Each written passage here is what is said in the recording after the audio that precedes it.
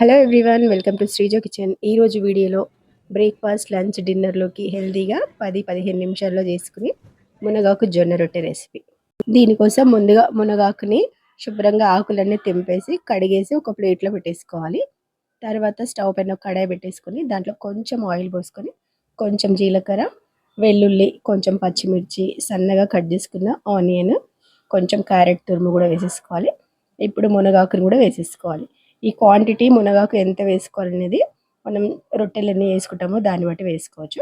తర్వాత కొంచెం నువ్వులు, కొంచెం సాల్ట్ వేసేసుకొని ఇదంతా కొంచెం దగ్గరికి అయ్యే వరకు మగ్గించుకోవాలి.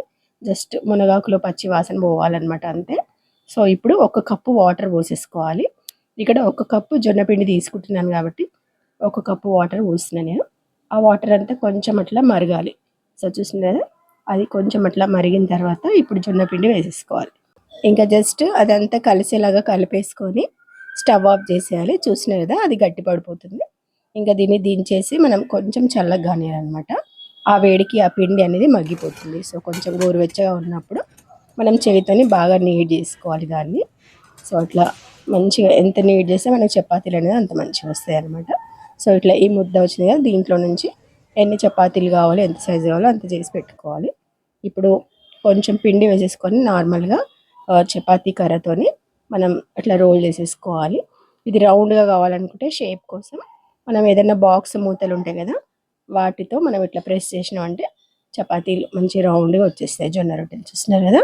జొన్న రొట్టెలు చేయడం రాని వాళ్ళు ఈ ప్రాసెస్లో చేయండి. దీంట్లో మనం మునగాకు వేసినాం కదా, ఏ ఆకుకూరైనా వేసుకొని చేసుకోవచ్చు హెల్తీగా తినాలనుకున్నప్పుడు.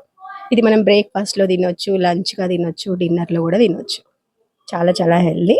వెయిట్ లాస్కి, షుగర్ కంట్రోల్ కావడానికి మంచి రెసిపీ అనమాట. తప్పకుండా ట్రై చేయండి. ఎటువంటి కర్రీస్తో తిన్నా బాగుంటుంది అనమాట.